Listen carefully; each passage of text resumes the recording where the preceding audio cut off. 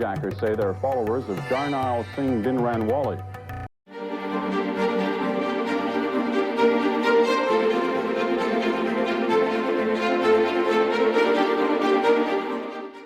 Hello and welcome to Questioning Mind. I'm your host Sagarika, and today I have with me Puneet Sahani, who is a Sikh activist and who I've been trying to get on the channel for a really long time. And I'm so excited to have you here with us, Puneet.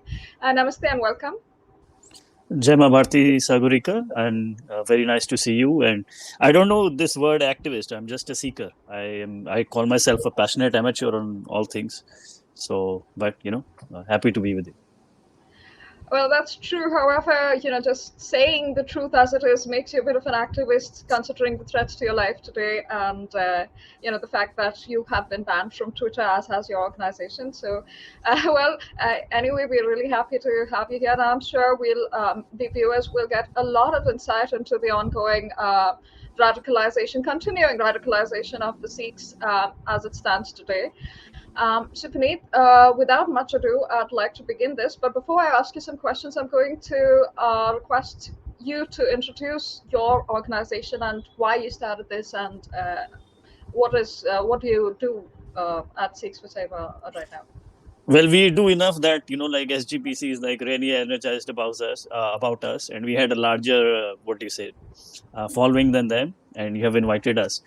But yeah, we are basically seekers, and we try to bring out the truth.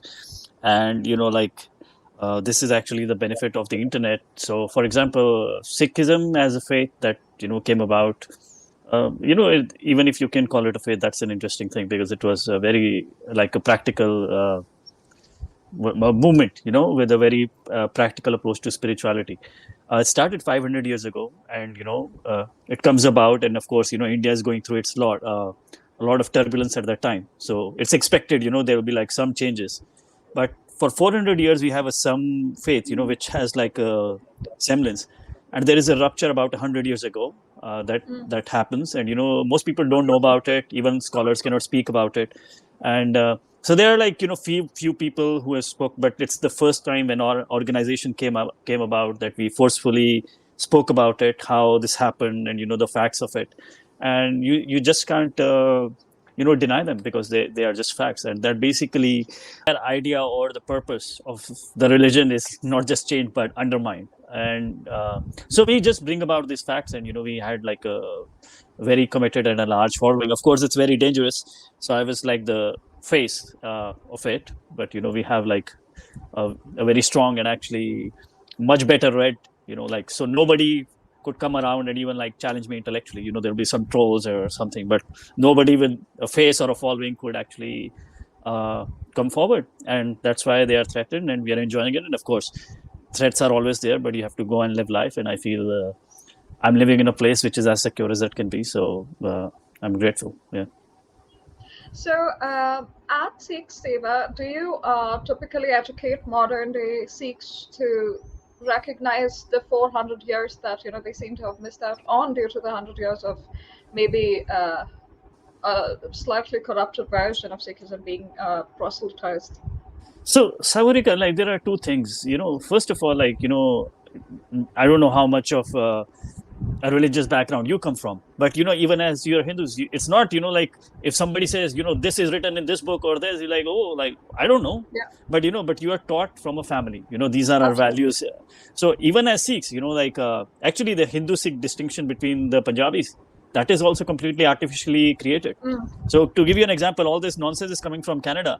So if you read the Canadian, the first they go about 100 years ago as well, before this nonsense starts.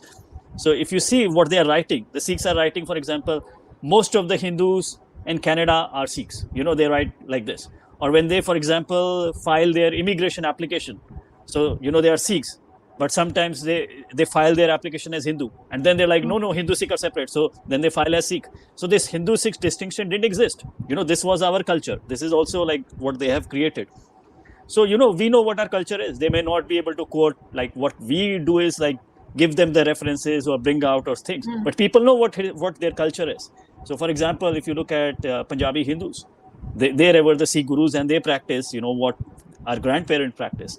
And this is the same with, for example, Sikhs outside of Punjab. There is no problem. they know like, okay, we are part of the syncretic whole, and what was the purpose of the gurus and what was the essence of their teachings. It's only, like in Punjab, where this SGPC, which, because it has an influence, it was just like an organization created by the British to manage the Gurdwaras. And they have appropriated the role of being like the Catholic Church now, like they can issue edicts and stuff like that. So, and, they create this poison.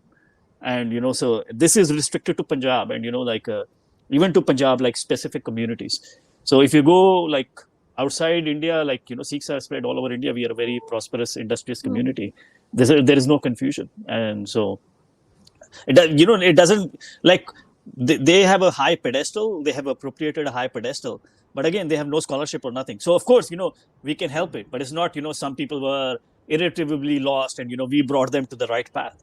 They already knew, and they usually like, yeah, this is actually what our grandparents used to say. This is, so this is what, and we just say, yeah, okay, these are the reference and this is what happened. So it's just a small support, then, basically a complete change of things, But this would typically give people a little bit of a protection from perhaps, completely different version that they hear that is quite anti something, that's anti-Hindu, that's anti-India, that's separatist in nature.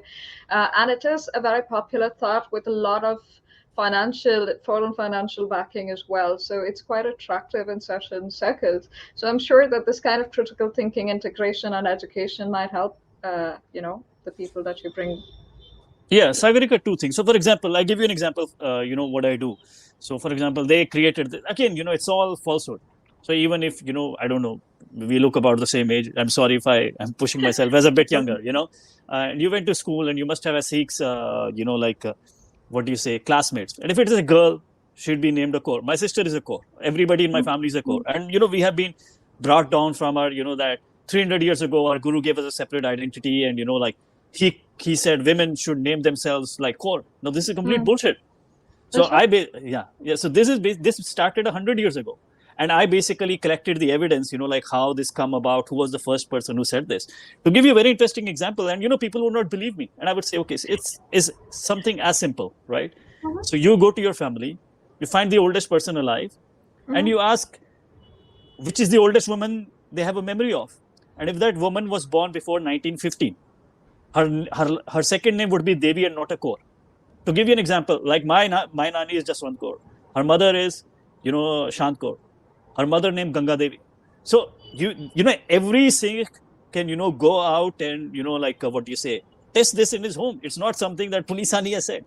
Of course, I can give you the references, like old British newspapers and, what they were saying, and which nobody can do. Like we have gone into the archives and given the evidence. But it's, it's something so basic that you can go and, test yourself. And they were like, yeah, like this is true. And, once I put this on Twitter, like Khalistanis had no answer. So and I just did it. And, you would see like hundreds of people, Sikh people, even who disagreed with me. He was like, actually, yeah, this is true. And, I went home and I checked.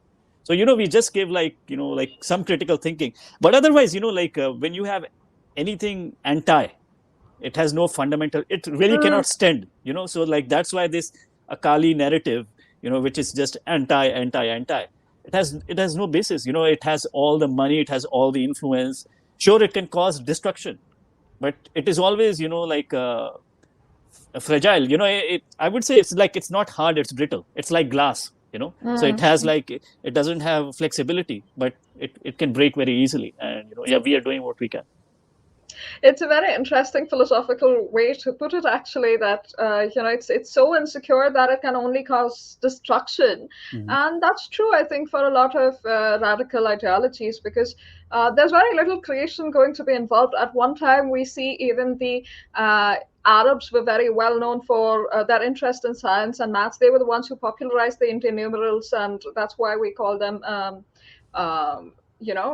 Arabic numerals. But then, sort of radicalization that helped politically, if that takes over, then there's very little creation. I think a lot of it goes into destroying what you are against, but what are you for?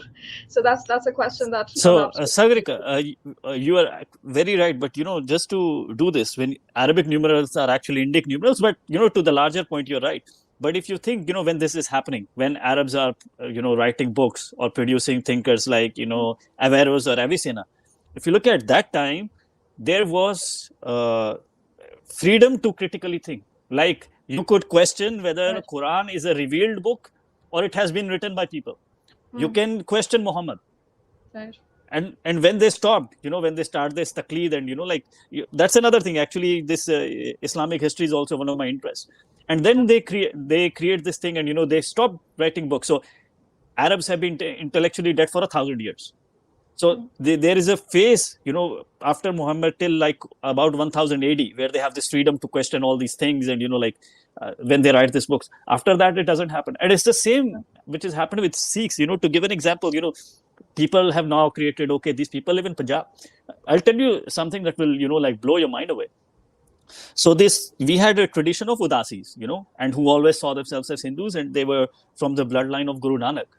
And because they would not deny their Hinduness, they were thrown out of the faith by this Akali movement that came about 100 years ago, right? And after that, we have become intellectually dead. We don't produce any quality literature. It's just like hagiographies and fables and nonsense. But to give you how brilliant these Udasis were, they used to translate classical Hindu texts or something. So, for example, I disagree with some of their foundational assertions. But you look at Arya Samaj movement. It was one of the most powerful movements that came about, right? So the guru of Dayanand Saraswati, he was a Sikh Udasi, So if you look, and okay, you are Sinha, so I'm saying you're probably from Bihar belt. But if you look at the intellectual powerhouse of India, that used to be Bengal, right? And for Bengal, whether it's east or west, who is the thing? What's his name? Ramakrishna Paramhans. He is like what for us Punjabis is Guru Nanak. Ramakrishna is for Bengal. So the guru of Ramakrishna was an Udasi Sikh sadhu. I see. I am Bengali, though. I think if its intuition was correct, I am Bengali. So Totapuri was a Sikh Udasi sadhu. So we had the intellectual tradition to educate the whole, and they would go to Orissa, they would translate 100 years ago, because they would not deny that they are part of this. They are as Hindus, they can't deny they were thrown out of the faith. So now the most intellectual powerhouse, they have been just thrown out 100 years ago, and we have become like Muslims. No books can be written. Books are, if you look at if you read SGPC fatwa, so they issue their edicts, hukumnamas, what they call. It's always about banning this book or banning that book. Yes. I have challenged, so on Twitter, actually, one of their bigger problem was everybody would say, Puneet Sahani is saying this and he has given this evidence. And they would have nothing to challenge me with.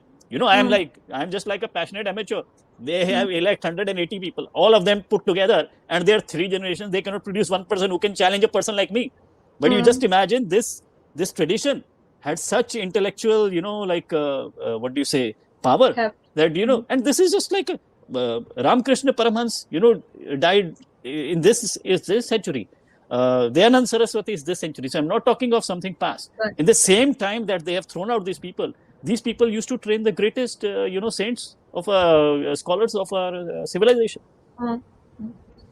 So you've mentioned SGPC a few times. Let's talk about that corruption, how they went this way, and origin of concepts like blasphemy and fatwas. And on a different podcast, I remember that you mentioned they had a problem with electricity and printing, and they banned it in order to kind of keep that centralized power, so that they are the ones who bring out the Gurbani and the any other Sikh texts that come out. They were not valid until it came out.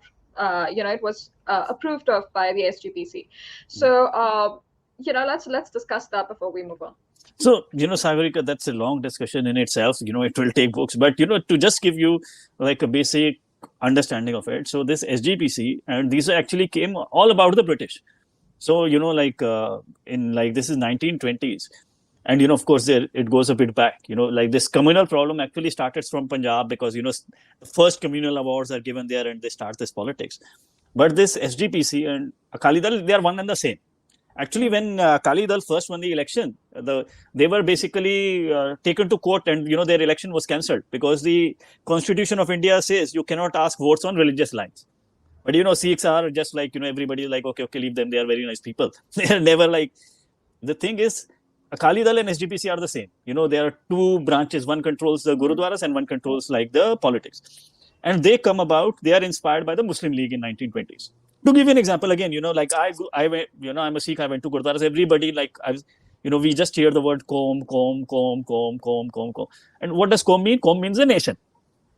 Now, the thing is, gurus, like, for example, Guru Gobind Singh, he was like, like, he knew deeply, like, Persian and Arabic theology, and he knew the languages. He has, to my study, never used the word Qom even once.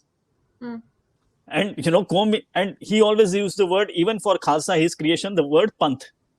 Right. He used Dharma for, and what is this Panth made for? For Hindu Dharma. This is the kind of language he's using. Now, because the Muslim League came with Juda Gana Qomiyat, which means separate nationhood, and Barabar Ki Qomiyat. Like, we are 25%, we want to have a 50% share in running India. You see, the exact same thing was, so they started using the word Qom in Gurdwara. To the extent now, every Hindu use the word Qom. Because, it's just like, so what you made, everybody's so habitualized with it. We are a Panth, we are not at this. And and this was also their demand in Punjab. Sikhs were about 12 to 15%. The Akali demand was give 30% share in the government. So they were just inspired by them. Their demands were exactly like this. So if you see, for example, direct action, these Akalis used to do direct action. So all their demands, so they brought this concept of blasphemy. They brought this concept of takfir, like, remove people from religion. Nobody has removed, like, which guru has removed anybody from religion? If you read their first words, just read their book of, like, Hukumnamas. Their job is just to remove people. Like, this is what Islamists do. This is this concept of blasphemy. Which guru has ever said somebody has committed blasphemy? They say everybody blasphemy is happening. This whole idea where you can't think. Sikh means to seek, to question. You have your podcast is the questioning mind. Right. So again, so they have just become like the worst Islamists. There is no freedom to think. They just like ban books. You have committed blasphemy. And once you start with this, the only way is basically what happened in 47, what Muslim League inflicted in 47. Because, when you bring, there is no space for debate. It's like we are the victim and we are a separate nation and we are conflicting tribes. So how do you bring about a resolution? So then that's why 47 happened. When Akali started with this, Bhindranwala, it was destined to burst it like that way. So that is my understanding. And this whole understanding, and they have captured their Gurdwaras, and from there, they just like, speak all sorts of lies and idiotic things. And this is why we are suffering what we are. Well, that is very true. I was going to ask you to discuss the parallels between radical Islamism and the Khalistani mindset. But I think you've, sort of covered it with the comparison with the Muslim League. Yeah. So Sagarika, sorry to again, like what you said is very right. Like electricity. Now they say so. At that time, the same SGPC. This came around in, I think, if I'm not wrong, in 1887 or thereabouts, right? And at that time, they would not allow. They're like, this is English thing and we don't know, this is very dangerous. And now they don't leave electricity. And finally, it was installed because, it was the Golden Jubilee celebration of the Queen of England. And they were like the biggest suckers of the English government. They were like, okay, like it's a special occasion. And, then the electricity came and they gave. So, whatever you assume with Islamists, and it's not this thing. For example, in Kashmir Files, if you have seen the movie, so word to word, for example, what they did to Kashmiri Pandits, this Khalistani did to Punjabi Hindus. So, for example, you said, like, leave, otherwise your women will not be safe.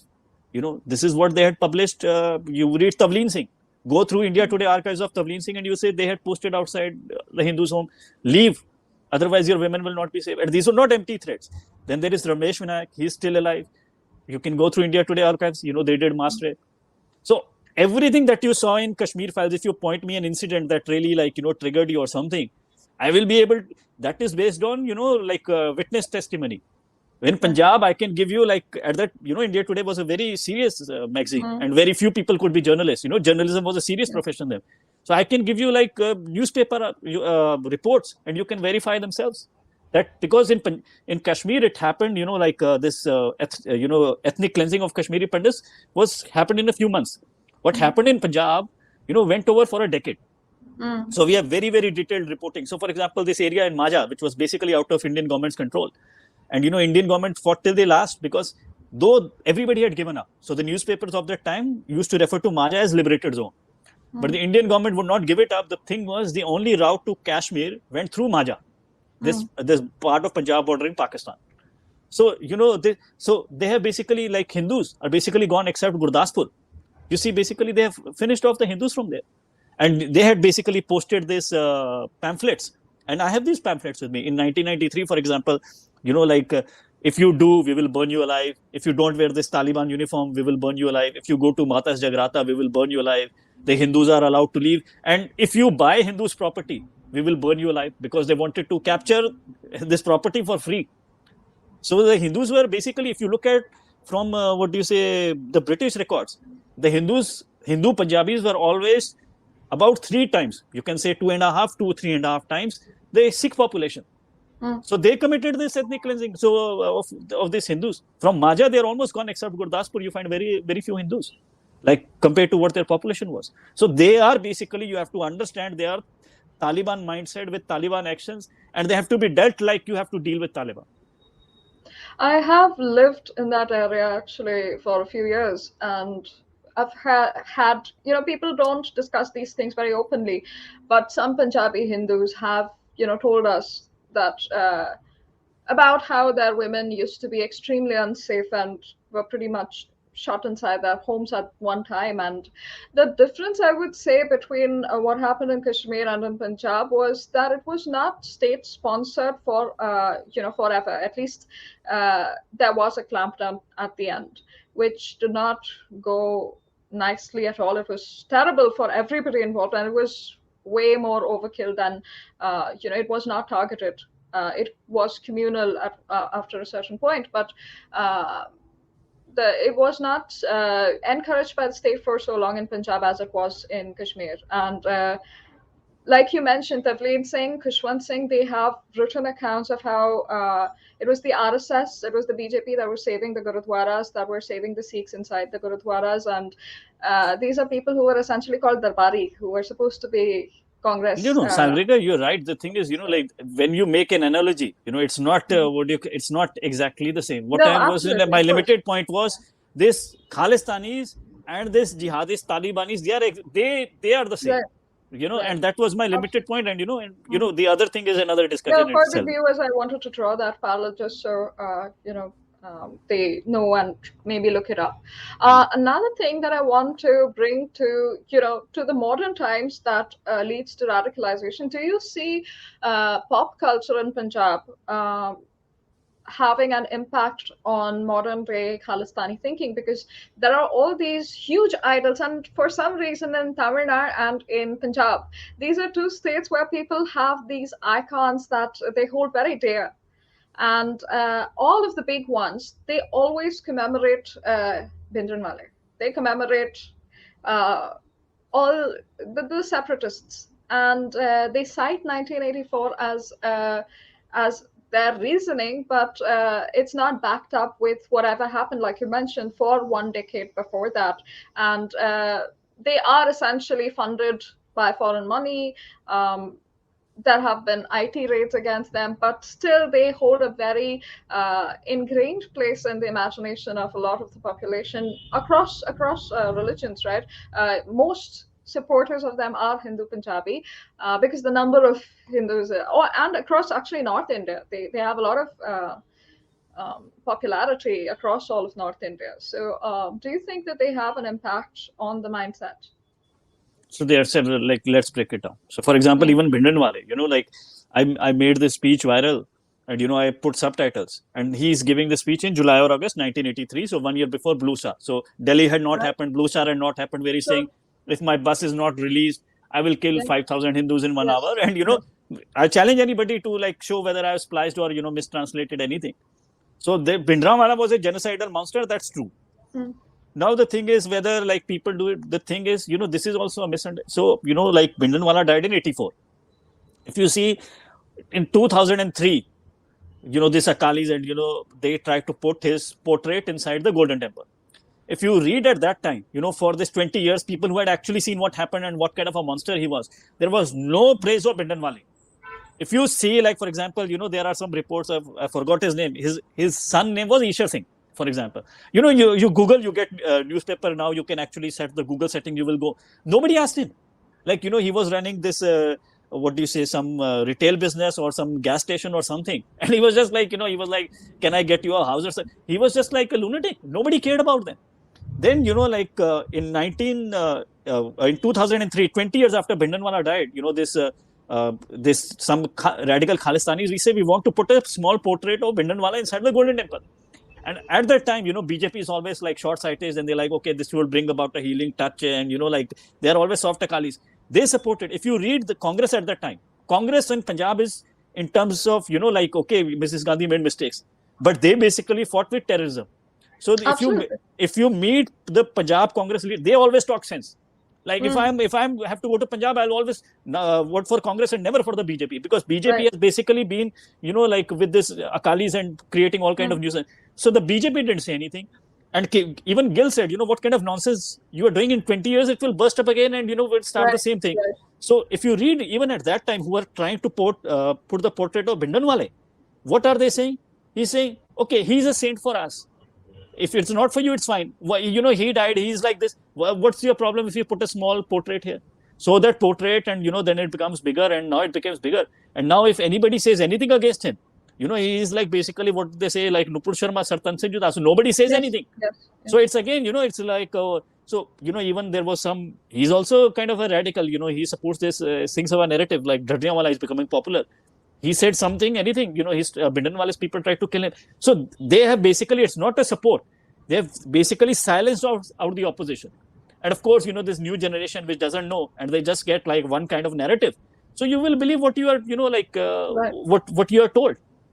So so it happens in three things. So one generation, which saw Bhindranwala, they were absolutely clear. He was never a hero. He was a genocidal monster. Then they basically silenced the opposition. And that's why I can speak and I can put my face, because I am in New York. If I was in Canada and, if I was in Punjab, I also had this Sartan Singh Juda. Yeah. So now so they silenced out the opposition. And then you have basically, this new generation which does not know anything. To give you an example, I have this video in me, maybe in next days I'll also subscribe. So the person, so they created, Bhindranwala was, head of this seminary that was 300 years old, and, this seminary goes from the time of Gurdwaras. This is utter nonsense. He was like this part of this village seminary, which was a faction that, this seminary was founded in 1905, and it had no influence. And Bhindranwala, but, somebody engineered a story. He's like the 14th have this old thing. And this person now, I don't know whether a listener, questioned him on a live show. He listened to me or by himself, maybe by himself. I don't claim all credit. But a person questioned him in live show that what you said is a lie. This is not true. He was nothing. And he confessed. He's like, yeah. Okay, that was the need of the hour. So we lied about it.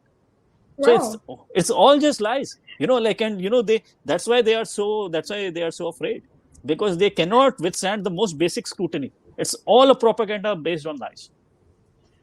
So actually, I remember Shekhar Gupta writing a huge piece on Bhindranwale, and he has consistently, despite his biases in other areas, he has consistently reported on the Khalistani terror, especially because he has met Bhindranwale, and he's had a lengthy interview with him, and he wrote a profile which is in it mentioned this aspect. It's why I remembered that he mentioned that he was part of a youth seminary. No, he was just a young, at that time, good-looking person who had a lot of charisma and spoke well and was So there are two things. So for Shekhar Gupta, on Punjab, he's absolutely right. And, he also knew Gilson. Yeah. So, and, he covered it. So, for example, Shekhar Gupta writes this story. Like I'm telling you, so to give you an example, what happened in Kashmir. The terrorists said, you cannot teach Hindi or, I don't know, like in university, they said, okay. They said, you have to sign your signature not in English. You have to sign in Gurmukhi. Professors started doing that. This is a story by Shekhar Gupta. And then you had this, like Talibani dress. And, this Patiala is a very big city, maybe like one of the most important cities in Punjab. So near there is Rajpura. So, so one headmistress of a school, she said, okay, we will follow your fatwa. But the thing is, we have like children of laborers. So they don't have extra uniform. Give us a couple of weeks. So we have like an extra uniform that you are asking. We don't have this uniform. They're like nothing doing. They killed this headmistress. This is a story filed by Shekhar Gupta, so he has seen it. So whenever Yes. Shekhar Gupta writes on Punjab, he writes absolutely true. The problem is he's not speaking again, because he has gotten old and he doesn't want all these legions of, Bhindanwala followers to go after him. So he doesn't say enough. But what he says, and Bhindanwala, he was basically a Jahil Gawar. I have a school leaving certificate. He didn't even finish 5th grade. So the thing was, Bhindanwala, his logic was, again, he would just speak like a village guy. If you listen to his speeches, there is actually almost nothing about religion. It's all about, petty politics, like Lalu Yadav would speak. So you can say, like a Gawar type, you are getting entertainment. So it was just pure entertainment and, like humiliation and, like a most Gawar type There was a lot of of humiliation. Yeah. And then there, of course, were murders following that. To give you an example, I have this thing, he's giving this speech and this was translated by Guru Nanak Dev's university professor, So one time a woman comes to him and, he's like, we are so, and Punjab had, I don't know now, but it used to have one of the most imbalanced gender ratio in India, because of female infanticide that used to happen in like Jat Sikhs. So, it's come to, women should have, he said, run away from here. When the Guru created this Khalsa army, out of 5, there was, not a single woman. Okay, by going by this logic, all 10 Guru were Khatris. There was not a single Jat. Then, no Jat should be there in the leadership. What kind of logic is this? So, he will use such idiotic things that a village bumpkin would be entertained and would get sense of a victimhood and a superiority. That's it. But there was nothing in that man. That's very interesting, and I would love to link all of these things below as well. And I request my audience, if you've listened so far, please do go and look up these links by yourself, because like Puneet mentioned, needs to be a little bit of a critical thinking when it comes to these aspects. Puneet, I'd just like to touch back upon the pop culture thing. I think that got missed because of the iconization of these pop artists. Do you see, because a lot of the media, the popular media that affects culture there, does have a lot of casteist angles, right? You're popularizing only, it's become very normal to say Jat power kind of a thing, whereas you can't say the same thing for Rajputs or Brahmins or anything like that, right? Or a Gupta or whatever. We don't see that. In fact, UP government has started jailing anybody who puts caste stickers. Whereas in Punjab, it's very opposite. But it does not just remain in pop culture. It percolates down to real society as well. Then there's a lot of imagery that is deeply demeaning to women as well. There's a lot of words, lyrics, etc., that does not keep with Sikh values at all. And do you see them affecting the modern, younger mindset of Sikhs? Yeah, certainly. The thing is, I've actually studied this in some detail. And of course, I'm relying on the scholarship of Nick Sweeney. He did a very amazing scholarship on, like cracker culture. So like cracker culture in the South of America, where they had the slaves. And this is also like this hip hop, like now you imagine with this, black in America, but it actually comes from this north of England, And you have bogas in Australia, and it's the same like Jats. The thing is, what they bring it about is, when you have no rule of law, you have a place which has basically no rule of law, and life is very short. What is a contract? What is rule of a law? You can plan for tomorrow, how you can build businesses, how you can have contract, if it will be honored. If it is something, somebody or then it's basically, like masculinity and assertion of this masculinity that brings about a certain sense of respectability in a thing of chaos. And like if you see the religion, the culture that develops from them is all the same. It's the same with Pashtuns in Afghanistan. It's the same with Jat Sikhs here. It's the same with like crackers. It's the same with bogans. You see their religion. It's very vivid imagery, and it's all about sexual promiscuity and all these things. So actually, or like when you're talking about Jat or something, you just translate what these hip hop singers are singing here in America.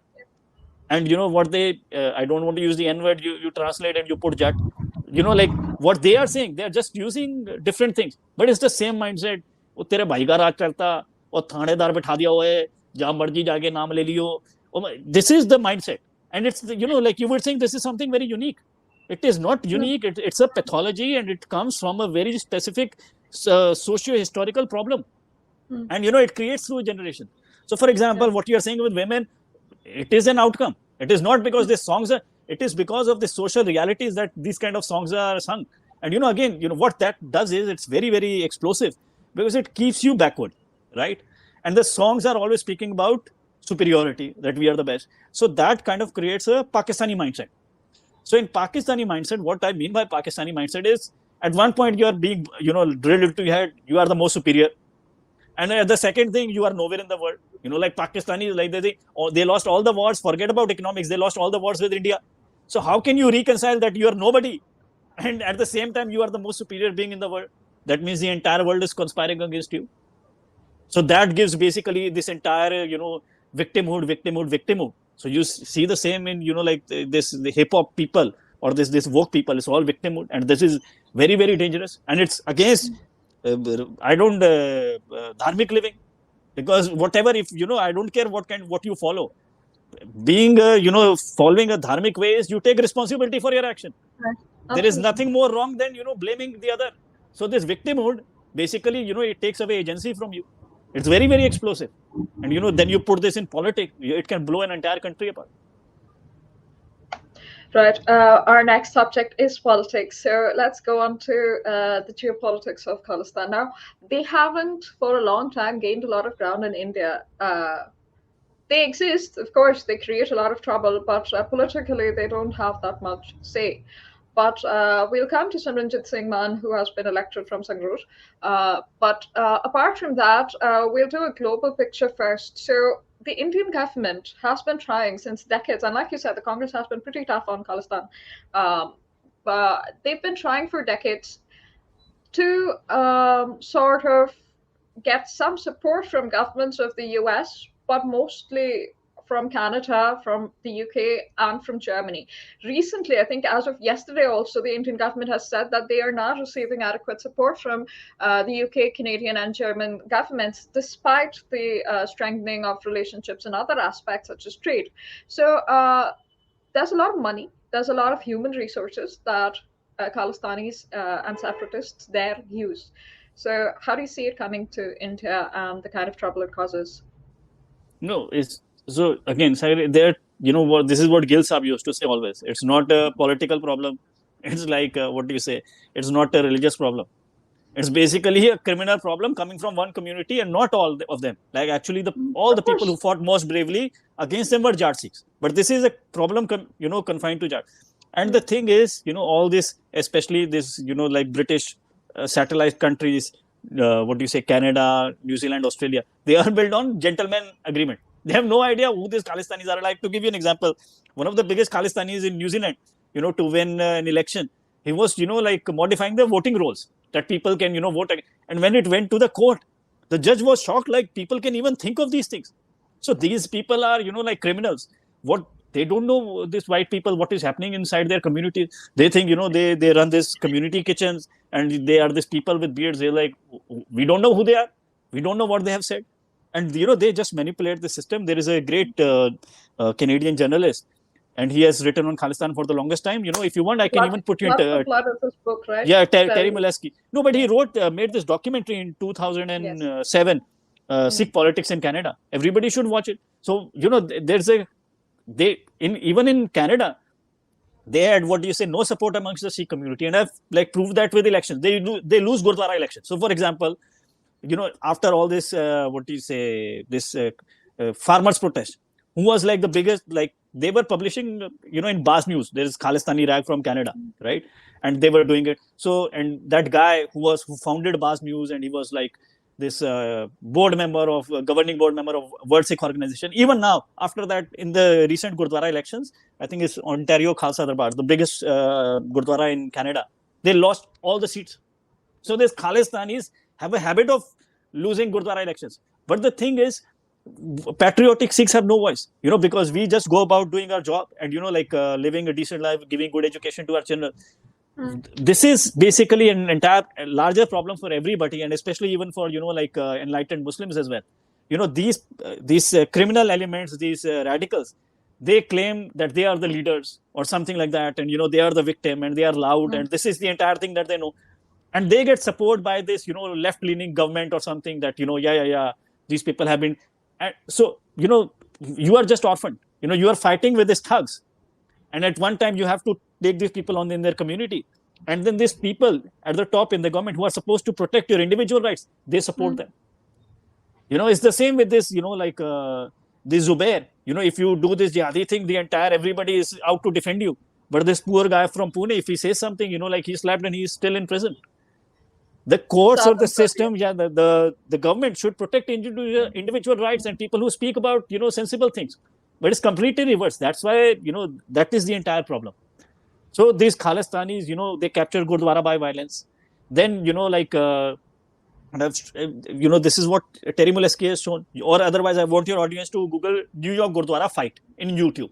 And you would see, they are doing Kirtan and this Khalistanis enter and they start, ma bhan abusing and, breaking everything apart. You just see the video for yourself. So that's how, and they are criminals. And, they are involved in drug trade. They're involved in weapons smuggling. So, of course, they capture Gurdwaras. Then, they get $1 million funds from this governments abroad for multicultural fund. And they used to, again, promote these things. And, for example, how they would do is, for example, I've captured a Gurdwara, right? I invite, I live in New York, I would invite 10 people, five Democrats, 5 Republicans for this, Baisakhi parade, right? And they don't know what is happening in Baisakhi, but they would say a sea of people and, they are singing and dancing and stuff. Very good. Now, out of these 5 people, at least 3 would come to the Congress, right? Now, when these people would come to the Congress, we was like, we supported you, we brought you the community, give us funds. And they're like, okay, this is not my fund, this is government fund, why not? Here you go. And, then they get the money. So it's an entire mafia. And if you look at these people, they don't do anything productive. This is their entire life, play Gurdwara, this is what they do. I have actually heard a few videos that come out of these Gurdwaras. Very young people like us, Puneet, they have that garb and like you mentioned, the Taliban robes. And they're very well spoken, right? He has the perfect British accent and he can speak Punjabi and he can speak with that passion. But everything he says is a lie which can be ripped apart by one Google search. Something like the saffron in the flag stands for the Sikhs. That's who fought for freedom. Those were the only people who fought for freedom. The Hindus were cowards. And he's saying this in a Gurudwara, and there are Hindus listening there as well, along with us. Because see, our common friend, I think, Khalid used to visit the Gurudwara in Melbourne as well. And isn't it sacrilegious in that sense, like in a very dharmic sense, that you do not respect, you can destroy the sanctity of what is being spoken by being against everybody else, by creating hatred, by spreading these things. And they are very popular. They have very popular social media channels, and they do impact a lot of minds. People go back and they think in those terms because nobody's got the time to actually check on the facts that he's looking at. So no, actually, there is some, if you look at, for example, even all these flags, like the Hindu flag, actually for Dharma was triangular. Or even if you Nepal, it was not rectangular. Yes. And they used, like, for example, the saffron color. And, I give you a very example. So when the British fought the Sikhs, and, there was a fight, they took all this, things, they took it to the British Museum. So now if you look at the Sikh flags, these battle totems, that they used against the British, and the British took them to the British Museum. They all have they have Durga, they have Hanuman, yeah, of course. They have Kartik. Guru Hargobind Singh's talwar had Ma Chandi on it, right? Chandi was carved on it. Right. I think the flag also had a whole depiction of the 10-armed goddess. She's Right. if you have the goddess of war, that's who you invoke when you're going to So war. yeah, this is what we do. We take this is actually very powerful again, because nobody could say this, but this social media has done. So for example, this sword, for example, I would show, okay, what do you have to say? No Khalistani had any answer to that. This flag, okay, I have not done this. You are saying Maharaja Ranjit Singh is like the ideal. Okay, this is it. And now actually the main problem with the thing is, Sagarika, is like Maharaja Ranjit Singh's empire never was in Indian Punjab. Okay, Amritsar was a part of it. Right. The thing was most of it is in Pakistani Punjab. So we don't even know what is there. Yeah. If we would go to Pakistan, we would see, for example, his Samadhi, like his final resting space. If you go the front and center, on it is Ganesha. No, if we people were connected with our culture, we would know. Like here, there is nothing. Even outside Golden Temple, there used to be a Ganesha. Now they removed it. But in Maharaja Ranjit Singh, it's a grand mausoleum. If you see the front and center, there is Ganesha. So now they have been, they just are, fed poison and lies inside SGPC, so they don't know what is happening. So they are just like completely brainwashed, generation who have no idea. But, we are doing our best to present the other side, and on which, they have like nothing. So, for example, this sword, correct me, we were one of the first one. Hanji? What did you say? The sword, I forget the name. Teg. That is just the word. That is just a thing. So it's a double-edged sword. So we I think we were one of the first one. We got it viral on Twitter. So what do you have answer for that? And what you said is actually very. So one is they have nothing. They're lies. What is very important is this Khalistanis, they have like two-faced. Like one is like if you hear them in Punjabi and what they are saying in Punjabi channels, like Soda La, Soda is basically bumping somebody off. Like this is the right thing to do, and we will not suffer a blasphemy, and lynching is fine, or something like they justify lynching. They killed this, like we will not tolerate, we will draw blood or whatever. They talk like Taliban, and they have no shame. They're like, but once they start speaking in English, you see a transformation. They talk about human rights, freedom of speech, freedom of religion. And you're like this, they are so two-faced. Today, so the main thing that we have to do is basically, they do it, like America lost this war in Afghanistan because, they had this cover that, this Taliban would fight and go into Pakistan, where basically the Americans would not go. What these Khalistanis do it, they have found cover in this Western countries, and the Western countries don't know who they are. So what we have to, so for example, that's why this clip of Bhindanwala where he's saying, he's going to kill like 5,000 Hindus was so interesting because I put the subtitles on it. And then it went absolutely viral, and, it was sent to all Khalistanis, and not just by ourselves, even by their followers. What do you have to say? There was not a single Khalistani who could come out and defend what Bhindanwala was saying, because it was so damning. It was the same, this Jagmeet Singh, he never said against this Air India bombers, but suddenly Terry Molesky came and he put them online or on live, and he said, do you condemn this guy, you have this huge portrait that who has bombed, and he just went around and then said Terry Molesky is a racist. But then all these white people like Canadians, they were enraged, like what is this happening? We didn't know like these people would support terrorism. So after a few months he came and apologized.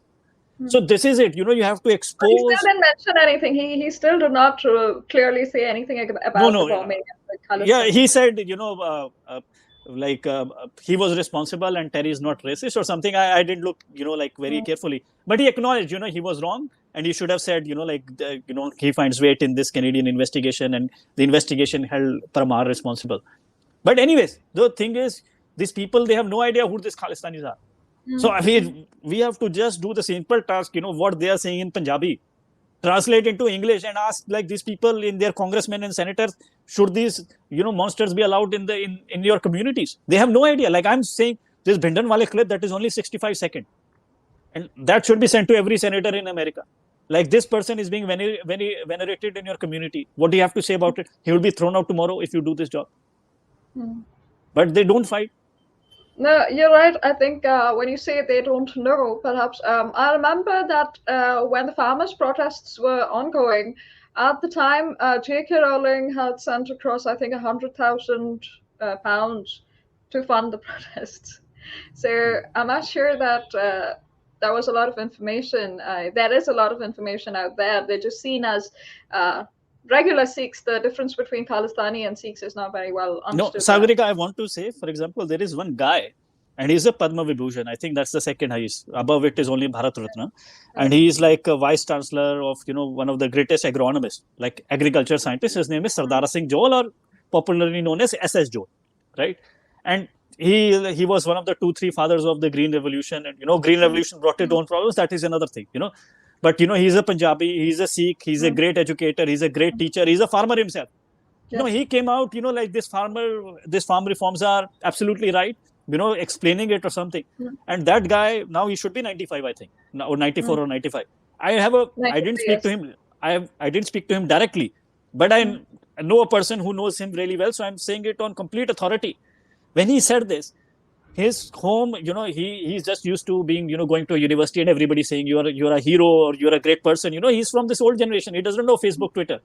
His house was overwhelmed with, teri maa ki, teri behan ki. Like, he was abused so much that this 93-year-old person, he really cried like a baby. He's like, what have I done? Like, I'm suffering. So, then his family like removed his Facebook and something for some. So this is what you have to suffer. These are this lunatics, brainwashed generation that they can abuse Sardar Singh Johal. They can venerate Bindranwale and they abuse Sardar Singh Johal. So what do you expect from these idiots? Right. That's quite distressing, honestly. All right, I'm just going to move on to, since we've been discussing the violence, let's look at the recent murder of Ripudaman Singh Malik, one of the, who should have been, jailed in the terror bombings, in the Kanishka bombings, but was not. He was recently murdered. And he's a Khalistani, or has been for a long time. And still they found reason to kill him. No, actually, the thing is, this is what this Taliban does, bhai. If you see, like, do you think Taliban, of course they fight, but they have no culture. This is also when you see like this gang, they get onto each other.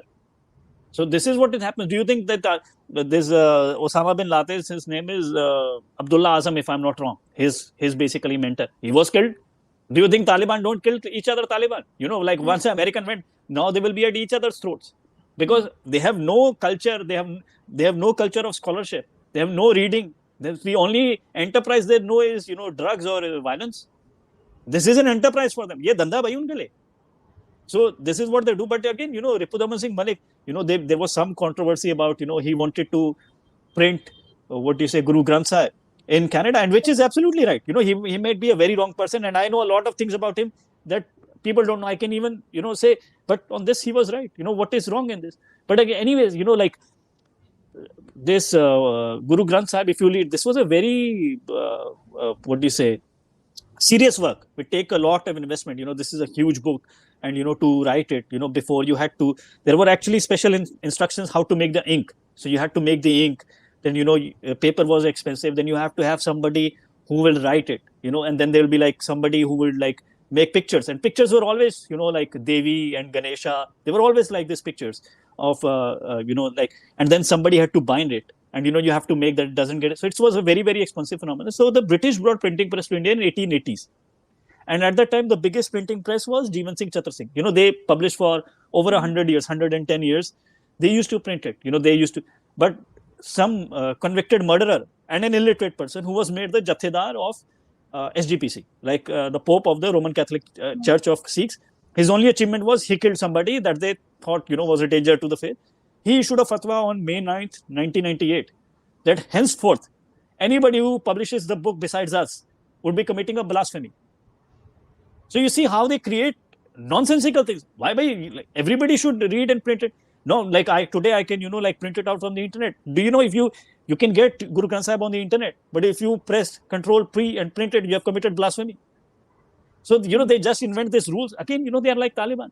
And Ripudaman Malik was saying, we have better printing presses in Canada. Like to bind, you have to put your knee, to press it. We have like machine presses, we can do it.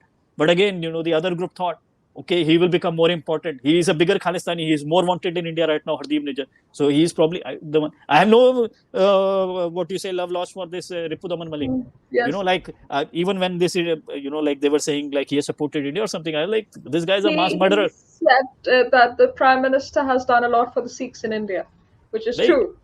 No, in terms of recognition. So that's something. So if Dawood Ibrahim says Modi has done a lot for a Muslim, should we give any credits to what he's saying? I tell you something which you will not find anything, but I tell you what Ripudaman Malik has done. Ripudaman Malik, there was a young girl, I think 11 years old, she had alopecia. So alopecia means, you start losing your hair. And she was bullied, she was going to a Sikh school. This is also a big scam. They get hundreds of thousands of dollars from the Canadian government that we are teaching thing, and what kind of teaching they are imparting, you can know for yourself, Anyways, so this girl was bullied so much.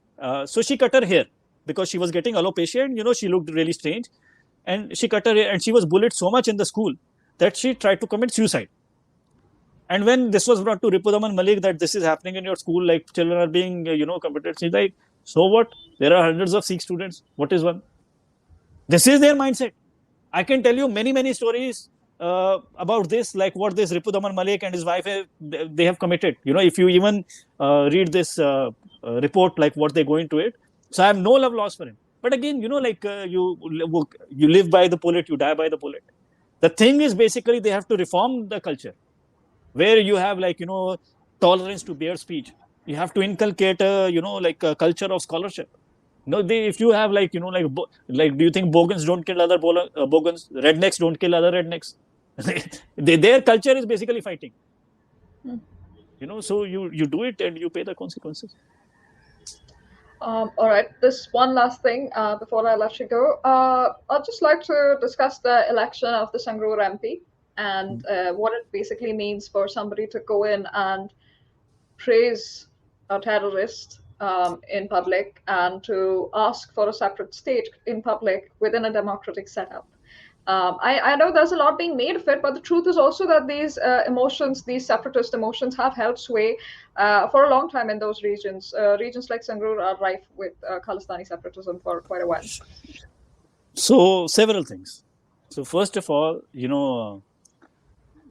Simranjit Singh Maan, if you look their previous election, like 2017, he got 0.3% vote, right? So Nota got more votes. So this is how much sway he won. Then after this, this Kisan Andolan and your farmer protest and, Deep Sidhu, all kind of, they captured the entire media and something. How much votes he got? 2.4%. BJP, running on its own, if you see, BJP got multiple times the votes it got in an average constituency in Punjab. Then this Simranjit Singh Maan. And Maan also lost his own election of an MLA just a few months back. So but yes, he won this Lok Sabha constituency because people were so angry with this Aam Aadmi party. So they wanted to defeat, Bhagwant Maan, because that was his seat. And of course, this guy is a out and out lunatic. So to give you an example, you have to just Google. 26 May 1990, village Zira, district Firozpur. I say again, 26 May 1990, village Zira, district Firozpur, you just Google. So Khalistanis, they basically went, they were poor Bihari laborers who were working on the fields. And they said, stand up. And they stood up. And they mowed down all these Bihari laborers. They just killed them for no reason. And at that time, what did Simranjit Singh Maan say? Simranjit Singh Maan said, these people were bhaiyas. By the way, if you look at his family, they are the first-rate traitors. Guru Gobind Singh was a bhaiya. What do you mean by a bhaiya? Anyways, he said a lot of CRPF people are bhaiyas and they had attacked the Golden Temple. So there was anger against bhaiyas. That's why this has happened. So this guy is, such an idiot and such a monster. What do you want me to say?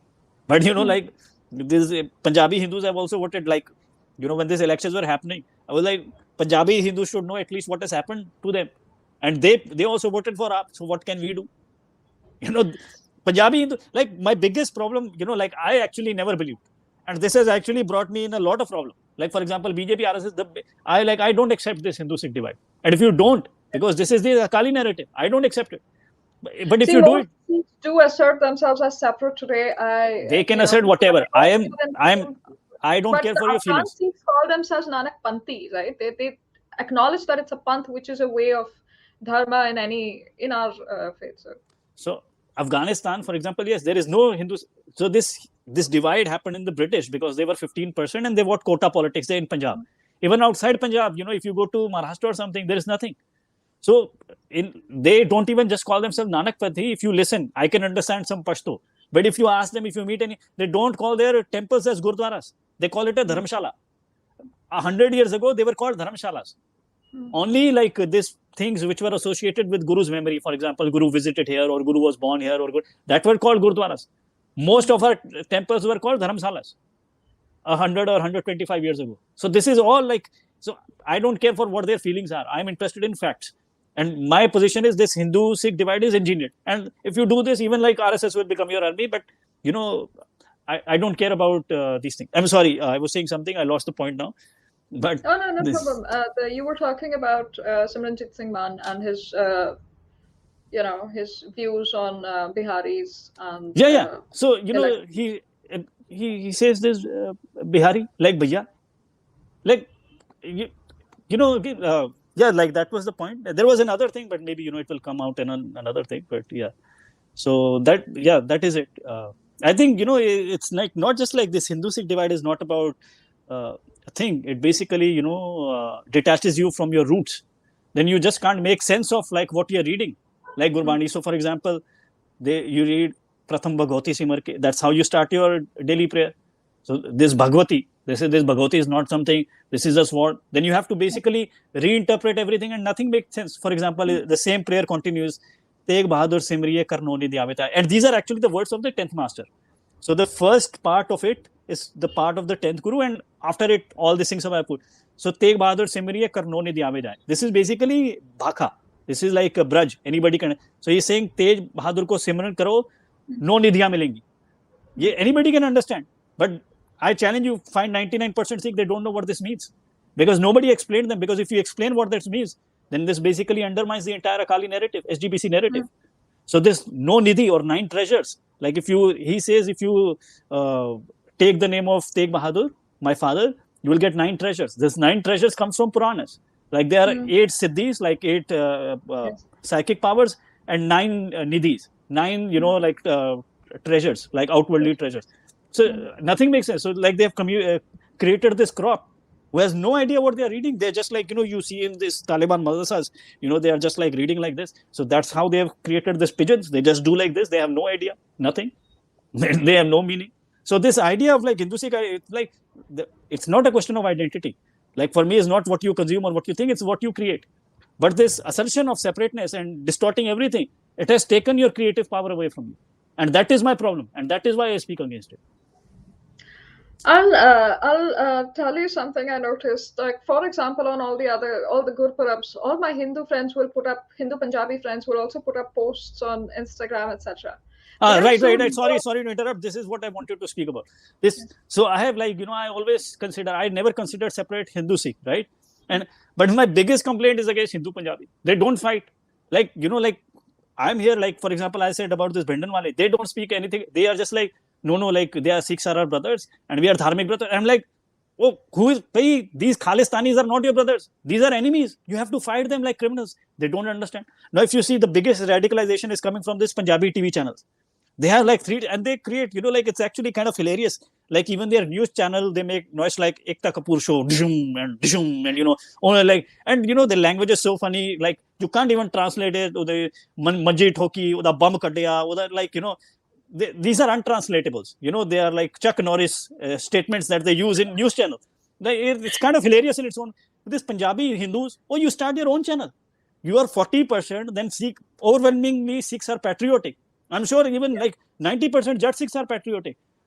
Forget about the other Sikhs. The Jat Sikhs maybe like they say 50%. I think they are 25%. Assume they are 50%. Still, you are in a majority. If you are afraid in Punjab, you can start in America. Start a Punjabi channel. Now anybody can start a channel. Like everything is software. You can sitting at home, you can start a channel. I will give you all the people and the scholars to speak about it. Just Punjab, there are 3 or 4 big Punjabi channels and all are Khalistan. There is not despite being a majority Punjabi Hindus, or they cannot start one channel. My biggest complaint and my biggest, like they have not said like accepted me as their guru, or they said committed to me. So I can't say like treachery, but I'm really the biggest disappointment I hold is against the Punjabi Hindus. They don't fight, and like they don't even put forward their narrative. So what I understand is that they obviously have a lot of veneration for the gurus, and like a frog in hot water, in boiling water, right? If you keep increasing the temperature slowly, you don't feel it until it's too late, and then you can't jump out of the pan. And for them, what I understand is because of their reverence towards the gurus, they have been unable to dissociate from the SGPC narrative. And what I see is when they promote all of these things, it's completely devoid of the root of whether it's Gurpurab, whether it's Baisakhi. Everybody has a different, like you said, they recreate these narratives, they redefine everything, what it means. They don't know the original cause. Now, when it comes to, it's something very generic, they will write like, oh, the fire, he quenched the fire. Fire of what? Why don't you talk openly about them fighting the Mughals? They do There's not confront anything, and these are often, Punjabis of all religions, basically Hindus, Sikhs. So this is a very common. I think that's why I think it's a deeply cultural problem, and a lot of these iconizations of pop icons like. We will also, I'd like your views on Sidhu Moosewala as well. But all of no, these no, people, they seem to have a lot of hold on these narratives that the no, common person will Sagarika, not be able to look I beyond. disagree. Again, this is again an explanation. It's plain cowardice. And I'm saying, for example, this Haryanvis and this Himachalis, this Pahadis, they hold equal reverence for the Gurus. But they have not swallowed this Akali propaganda. Like, I That know is them. true. Like, for example, if I have to fight, I rely on them. Like, you look at this Khalistanis here. Like, Punjabis are the most prosperous community. And they are the largest community. For every Haryanvi, there must be at least 100 Punjabis. And the amount of money and influence they have, you can't even imagine. But Khalistanis don't dare enter like Haryanvi neighborhoods because they know they will get like a slap back. For Punjabis, they don't care anything. So, and do you think the Haryanvis don't care? This was also Punjabi, yeah? Yeah. So like small, I can give you 100 examples. I don't want to point out. They just don't have like the fight in them. Like, to give you an example, when this Jagmeet Singh, he went to, when he want to get votes, he went to this mandir, to get some votes. Okay, I'll also get there, And when the pujari tried to put a tick on him, he held his hand. Don't do this, right? And all my Sikh friends, now I'm connected to everybody. Like the patriotic Sikhs, they become like, what the hell is this? Like we are going to fight back. This is disrespect. Our gurus put a stika, and that's actually how the next guru was made. Whenever a next guru would be appointed, they would put a tick on him.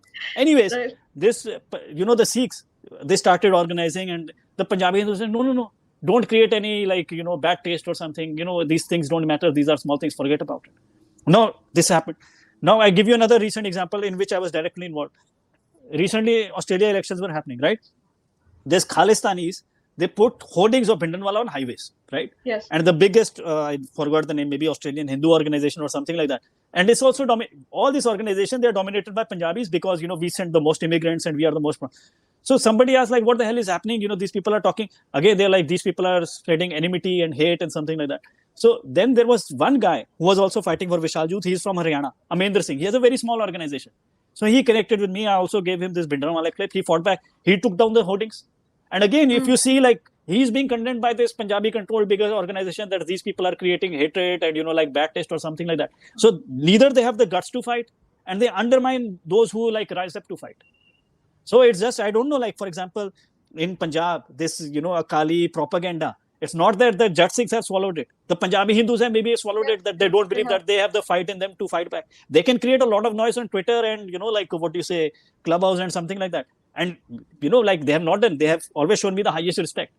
But when I see, like, do they have guts on the ground?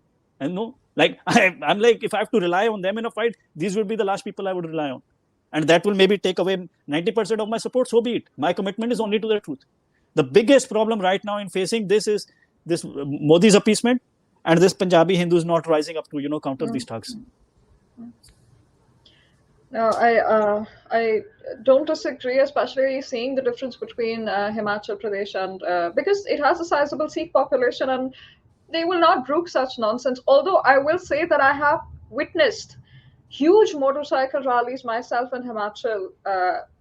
And for now, unfortunately, the Nishan Sahib has been desecrated as a Khalistani totem. It's no longer a Sikh symbol. So them carrying the Nishan Sahib on their bikes as a show of power. And on the other hand, the Sikhs that you meet regularly, they aren't like that at all, right? They abide by the values of the gurus and they're super helpful and you can always approach them for any sort of requirement. And it was the only place where I at least saw some stickers of Ganesha and Ma Durga somewhere around the shrine. But very minimal. I think they must have just missed out on those, but it was there. At least other Gurdwaras like in Delhi, Bangla Sahib and all, they were quite hostile to people, especially Hindus. I was there, so that I do not feel at all in Himachal when I was visiting. So I think you're very right in terms of people just completely under the influence of SGPC propaganda. So now I said this before, but just one last question, okay, about Sidhu Moosewala. Yes, it's gang related, but also, it was very, I think the tributes that poured in after his murder and the kind of support that he was shown uh, by all communities kind of show that people are either unaware or people think that it's a very small problem, him supporting what he does support, gun culture, Khalistanis, etc. No. The thing is, I don't know, Sagarika. Like, I'm a guy, so I can give you a guy's perspective. Most guys are idiots till like they're 30, like they don't know what they want with their. Maybe women mature faster, right? So, like for me, it's like very easy to pontificate or something like that. But that guy was mere 27 years old, right? He was figuring Yes. himself out, but he was gifted with great talent and great writing. And like he was just seeking out. You're trying to figure yourself out. So this one guy is basically, like he wrote like 295. So 295 is this code under which you are charged for blasphemy. So what he was basically, Sedition. no. 295A is blasphemy. So, that is one of the deepest songs that you will read. Like even people who experience life, but they can't articulate. Like there is life you experience and there is truth you can articulate. And he articulated that truth. Whatever you do, you are going to be charged for blasphemy. So that was just like mind blowing. Like I have been a fan of Punjabi music. I've never heard like lyrics so deep. So that is it. And this was a guy with a great potential. Who could create such a timeless thing. That guy that will outlast him. Like his great. Everybody would listen to that song for a very, very long time, maybe even hundreds of years after. So that is it. So how you judge a person, right? I am not here to issue character certificates. And all this, the worst of Khalistani songs were released actually after he died. So I just see him like a guy like me. Like, there is which is the worst, like most misogynistic movie that you can find. I don't know if you have heard of that movie Gunda. Have you heard this? This is a Mithun movie where every dialogue is basically full of misogyny and abuse and sex. What you're saying, Jat culture multiplied by 100. Every dialogue is kind of like that. So when we were 18, 20 years old, you see that was a rage in IITs. Like we had a LAN at that time or something. So, like it was a cult classic in IITians. Now, when they become 35 and 40, like they would also say, yeah, we were idiots. There is a great saying in German. It says, kein Meister vom Himmel gefallen. It means no master is fallen from the sky. We have the idea of Avatar. Everybody is born and from a childhood it shows like these great things. No, you have to make an idiot out of yourself to be something in the world. But that's how I see this person. He was just a kid, but he had like great potential, Right. That he was. No, I meant for his popularity, especially with regards to the last song that was published after his death. That was published after his death, but yes, he like hit this like nerve with 295. Everybody like it was like, yeah, man, I felt it, and this is exactly how it is. But I think there's a lot of confusion about about what it meant. Like I said, right, it had to do with sedition. That's what was also written, I think, in a lot of print articles. No, 295 article. There are other songs. Like I'm just talking about this. Even if somebody creates a diamond like this, so that makes me kind of respect the man. And that song is absolutely he's no longer here to defend himself either. So, and he was very young, and it's just that he is an example of the kind of culture that has been cultivated for quite a while. But I think there are way too many pop stars that hold a lot of sway in Punjab. So, and they have similar ideologies when it comes to separatism. No, so there are two things. Again, we are going maybe like this. So of course, everybody is a part of a culture, and on this we don't have control, right? So we all are, and every culture has like something to save and something to get rid of, right? So, but that is but he also transcended from that and created something that was timeless and truthful for like every culture that is in Punjab at least, maybe like all around the world as well. So that like transcendence is something we celebrate, and any human who creates it, and that's what religion says, like we all are capable of it. I'm not so sure about it, but anybody who creates something so truthful or timeless, we should all as humans celebrate that. Right. Well, that's a very lovely thought, and I think I'll let you go on that since it's been quite a while. Thank you so much for joining us today, Puneet, and I really look forward to having you on the channel again. It's been a very passionate discussion, I think. I see that you are really involved in what you do, and your knowledge obviously gives you that kind of scope that you can discuss so many things with a lot of ease. So thanks so much again for giving your time today. I'm glad we finally did it, Sagrika. I'm sure we will do it again. And Jai Ma Bharati.